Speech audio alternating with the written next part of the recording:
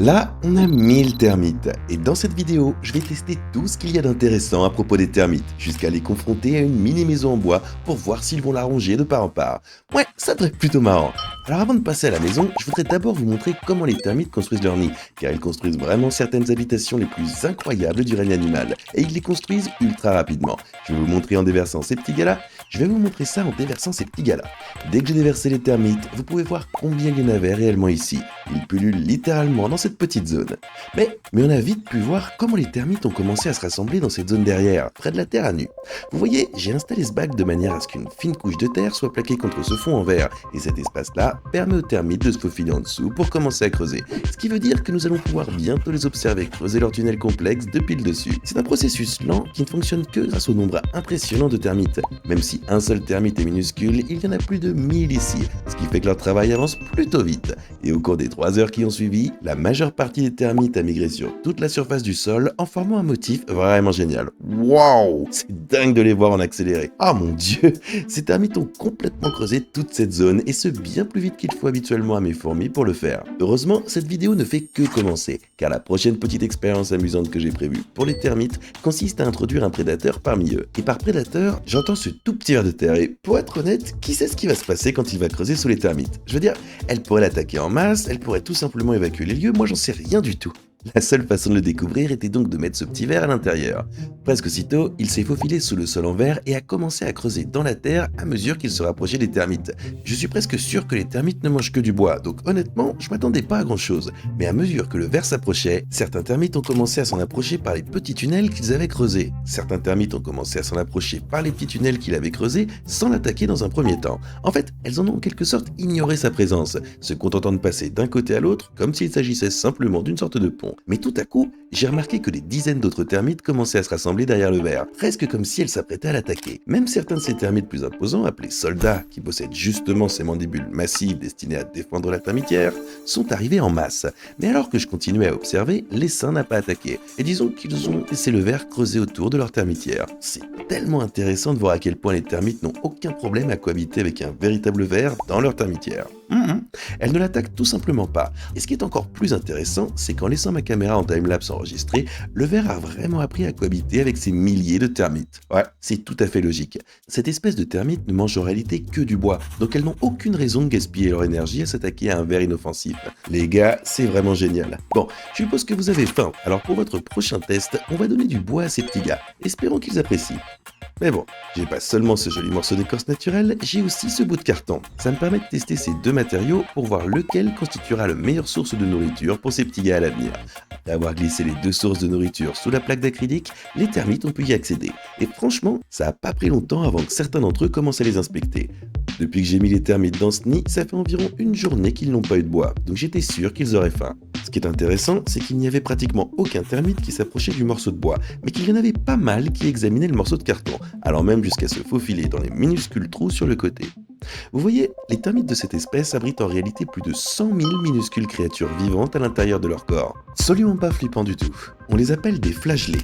En gros, ils vivent dans le corps des termites et lorsque celles-ci rongent le bois, ces flagellés les aident à digérer le bois et à le décomposer en nutriments d'une manière ou d'une autre. Ouais, c'est tout simplement dingue de savoir que le corps de chaque termite n'est en fait qu'une immense maison pour tant de créatures invisibles. Ceci dit, quand on y réfléchit, il se passe pas mal de choses similaires dans notre corps lorsqu'on ingère des nutriments. Même si certains termites se promenaient à l'intérieur du carton, ils ne semblaient pas encore se nourrir de l'une ou l'autre de ces nourritures. C'était le cas jusqu'à ce moment-là, car j'ai laissé ma caméra en timelapse filmée, m'attendant tout simplement à ce que les termites ne s'approchent pas du bois. On peut voir que la plupart des termites restaient en fait près du fond, loin du bois. Mais comme j'ai continué à filmer pendant encore une demi-heure, quelques termites ont fini par commencer à marcher sur le morceau d'écorce.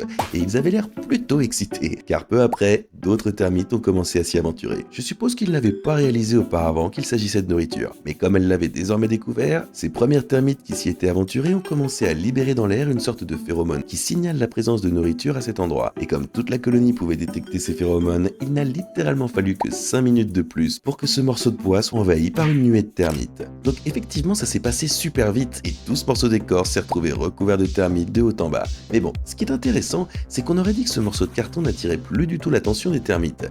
Wow, regardez ce morceau de bois, il est vraiment envahi en ce moment même. Et même si on dirait que le carton n'est pas rongé, si vous regardez vraiment de très près là-dedans, ouais, ce morceau-là est en train d'être rongé lui aussi.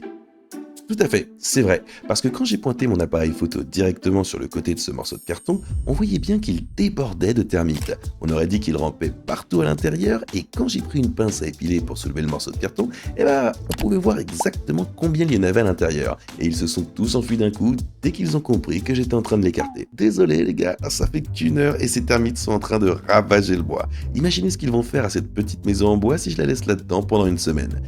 Après avoir secoué autant de termites que possible, on voyait bien que ce morceau de bois avait bien changé d'aspect. On aurait même dit qu'il avait été creusé de l'intérieur. En même temps normal vu le nombre de termites qui s'y promenaient. Bref, pour le test final, avant de leur donner cette maison en bois à manger, j'aimerais faire passer un labyrinthe à mes termites. Et ouais les termites, je vais tester votre intelligence. Et si vous arrivez vraiment au bout du labyrinthe, je vous récompenserai plutôt fortement. Pour fabriquer ce labyrinthe à termites, j'ai sorti un aquarium vide et j'ai commencé à découper ces bandes de plastique pour créer la forme d'un labyrinthe. Après les avoir collées, j'ai entièrement recouvert le fond d'une autre couche fine de terre. Les termites avaient creusé ce premier nid que je leur avais préparé en formant un joli motif. Et je me demande donc s'ils vont faire la même chose ici et surtout s'ils vont prendre de mauvais virages qui les mèneront dans une impasse. Bon, je vais aller placer ce morceau de verre qui a la taille idéale ici, puis je vais mettre un bout d'écorce et un morceau de carton au fond pour qu'ils aient un objectif à atteindre. Donc je vais rassembler ces termites et les déplacer là. Et voilà. Ça a en fait été un petit peu plus difficile que je ne pensais pour les déplacer, vu qu'ils sont incroyablement petits. Du coup, j'ai en quelque sorte dû me contenter de creuser toute la terre que je pouvais pour les déterrer de là où ils se cachaient. J'ai même retrouvé ce verre que j'avais mis là tout à l'heure. Mais bon, j'ai fini par me mettre tous les termites dans ce petit récipient rempli de terre. Alors maintenant, il me reste plus qu'à les verser là-dedans pour qu'ils puissent commencer à explorer le labyrinthe. Si on regarde le dessous de tout ça, tous les termites ont déjà commencé à s'y rassembler. Donc j'avoue, c'est plutôt marrant de les regarder. Bref, je me suis mis à verser la terre dans l'enceinte du labyrinthe avec beaucoup de précautions pour ne pas blesser les termites.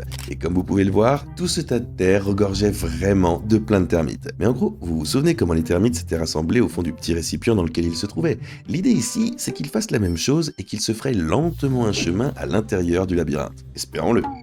Bon, alors je sais pas vraiment si ça va marcher, mais j'ai installé ma caméra pour faire un timelapse et j'ai attendu de voir ce qui allait se passer. Ce termite a été le premier à entrer dans le labyrinthe, mais pour une raison que j'ignore, il a décidé de ramper dans les parois du labyrinthe et a en quelque sorte commencé à percer pour passer de l'autre côté. C'était une impasse.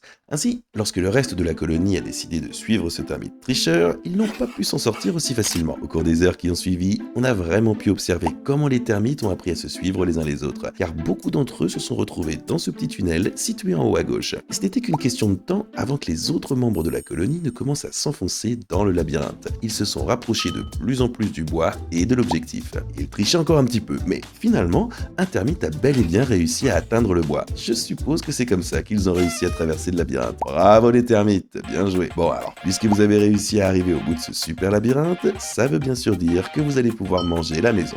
Alors, je vais vite vous rassembler pour qu'on s'y mette. Donc ça m'a pris un peu plus de temps, mais j'ai fini par les mettre dans un autre récipient et comme vous le voyez, on observe qu'ils sont à nouveau tous regroupés au fond. Il y en a vraiment beaucoup là. J'ai la maison juste là, alors laissez-moi juste... Comme ça. La maison se téléporte à l'intérieur. Il n'y a absolument aucun montage là-dedans, hein. C'était juste de la magie. J'ai d'abord percé un trou dans le toit de cette maison pour pouvoir filmer à travers. Ensuite, j'ai ajouté un peu de terre autour et à l'intérieur de la maison pour que les termites aient envie de s'y installer. Cerise sur le gâteau, comme les termites ont besoin d'une humidité constante pour survivre, je vais tout simplement arroser cette maison à fond avec mon vaporisateur. J'espère que ça va faciliter le boulot. J'espère que vous avez encore faim. Ouais, je vais essayer de prendre cette feuille pleine de termites et de commencer à les déverser dans la maison. Et comme il y en a encore des tonnes là-dedans, je vais juste aller les déverser à l'intérieur, un peu partout dans cette maison. On va la détruire complètement. Bon, enfin espérons-le. Je ne sais pas vraiment s'ils vont le manger, mais c'est le plan. C'est quand même assez impressionnant de voir la quantité incroyable de termites qui envahissent chaque centimètre carré de cette maison. On pouvait même en apercevoir un peu à l'intérieur, mais je voyais pas grand chose car il faisait un petit peu sombre. J'ai donc bien sûr installé la caméra en timelapse et filmé pendant plusieurs heures. On peut voir qu'il y avait des tonnes de termites qui se promenaient tout autour du réservoir pour inspecter ce qui se passait, alors que d'autres continuaient à fourmiller dans la terre autour de la maison et à grimper à l'intérieur du trou que j'avais percé sur le toit. Mais on ne voyait pas encore vraiment de dégâts. J'imagine qu'on va devoir être un peu plus patient. Alors là, ça fait environ 24 heures et on dirait presque que les termites ne font rien à cette maison. Vous voyez, ce qui rend les termites si dangereux pour les maisons, c'est qu'ils agissent complètement à l'abri des regards. Alors, enquêtons un petit peu plus sur cette affaire. J'ai donc braqué ma lampe de studio ultra puissante à travers le trou que j'avais percé tout en haut, et on pouvait voir les termites juste ici. Mais bon, on voyait toujours pas très bien ce qu'il y avait à l'intérieur. Je suis donc allé pointer la caméra à travers ce trou dans le toit, et j'ai été encore plus stupéfait par la quantité de termites qui se blottissaient contre les murs. Alors là, on peut même voir que certains d'entre eux secouaient rapidement la tête. Apparemment, ils font ça pour signaler au reste de la colonie qu'il y a un danger à proximité. Mais bon, on voit bien que les murs commencent à avoir l'air un petit peu abîmés à ce stade-là. Waouh, alors là, franchement, les termites pullulent là-dedans. Attends, je me demande s'ils sont en dessous. Oh là là, oh mon dieu, c'est beaucoup plus que ce à quoi je m'attendais. Ah la vache, il y en a encore plus en dessous de ça.